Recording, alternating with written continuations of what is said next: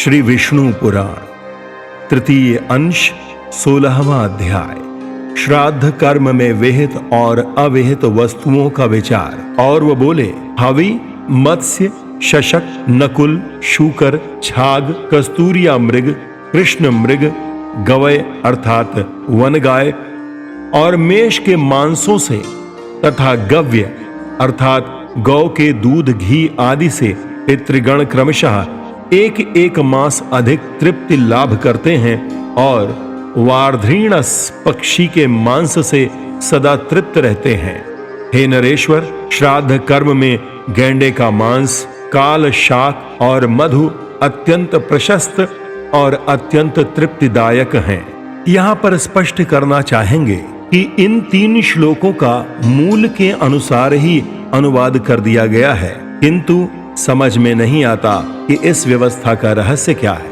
ऐसा प्रतीत होता है श्रुति स्मृति में जहां कहीं मांस का विधान है, वह स्वाभाविक मांस भोजी मनुष्यों की प्रवृत्ति को संकुचित और नियमित करने के लिए ही है।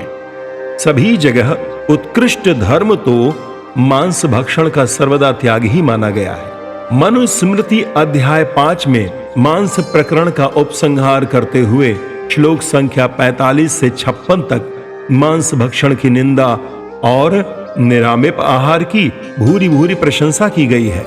श्राद्ध कर्म में मांस कितना निंदनीय है, इसका वर्णन श्रीमद् भागवत के 7वें स्कंध के अध्याय 15 में भी मिलता है।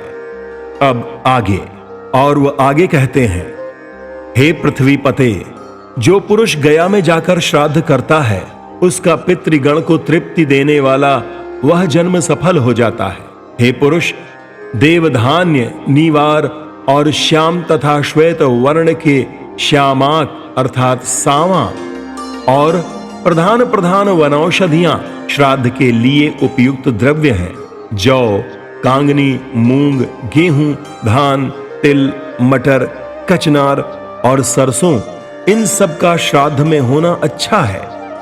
हे राजेश्वर, जिस अन्न से नवान्न यज्ञ न किया गया हो तथा बड़े उड़द, छोटे उड़द, मसूर, कद्दू, गाजर, अलाम्बू अर्थात प्याज, शलगम, गांधारक अर्थात शाली विशेष, बिना तुष के गिरे हुए धान्य का आटा, ऊसर भूमि में उत्पन्न हुआ लवण, हींग आदि कुछ कुछ लाल रंग की वस्तुएं, प्रत्यक्ष लवण और कुछ अन्य वस्तुएं जिनका शास्त्र में विधान नहीं है, श्राद्ध कर्म में त्याज्य हैं। हे राजन, जो रात्रि के समय लाया गया हो, अप्रतिष्ठित जलाशय का हो, जिसमें गौ तृप्त न हो सकती हो, ऐसे गड्ढे का अथवा दुर्गंध या हेन युक्त जल श्राद्ध के योग्य नहीं होता। एक खुर वालों का, ऊंटनी का, भेड़ का, मृगी का तथा भैंस का दूध श्राद्ध कर्म में काम में न ले। हे पुरुष शर्भ, नपुंसक, अपविद्य, चांडाल, पापी, पाखंडी, रोगी, कुक्कुट, श्वान, नग्न अर्थात वैदिक कर्म को त्याग देने वाले पुरुष, वानर, ग्राम्य शूकर, रजस्वला स्त्री, जन्म अथवा मरण के अशौच से युक्त व्यक्ति और शव ले जाने वाले पुरुष, इनमें से किसी की भी दृष्टि पड़ जाने से देवगण और पितृगण कोई भी श्राद्ध में अपना भाग नहीं लेते। इसलिए किसी घिरे हुए स्थान में श्रद्धा पूर्वक श्राद्ध कर्म करें और पृथ्वी में तिल छिड़क कर राक्षसों को निवृत्त कर दें।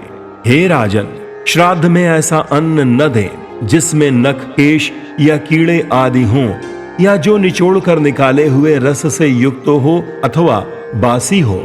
श्रद्धा युक्त व्यक्तियों द्वारा नाम और गोत्र के उच्चारण पूर्वक दिया हुआ अन्न पितृगण को वे वैसे आहार के योग्य होते हैं, वैसा ही होकर उन्हें मिलता है। हे राजन, इस संबंध में एक गाथा सुनी जाती है जो पूर्व काल में मनुपुत्र महाराज इक्ष्वाकु के प्रति पितृगण ने कलाप उपवन में कही थी। क्या हमारे कुल में ऐसे सन्मार्गशील व्यक्ति होंगे जो गया में जाकर हमारे लिए आदर पूर्वक पिंडदान करेंगे? क्या हमारे कुल में कोई ऐसा पुरुष होगा जो वर्षा काल की मघा नक्षत्र त्रयोदशी को हमारे उद्देश्य से मधु और घृत युक्त पायस अर्थात खीर का दान करेगा, अथवा गौरी कन्या से विवाह करेगा, नीला वृषभ छोड़ेगा या दक्षिणा सहित विधि पूर्वक अश्वमेध यज्ञ करेगा। इति श्री विष्णु पुराणे तृतीयांशे षोडशो अध्यायः।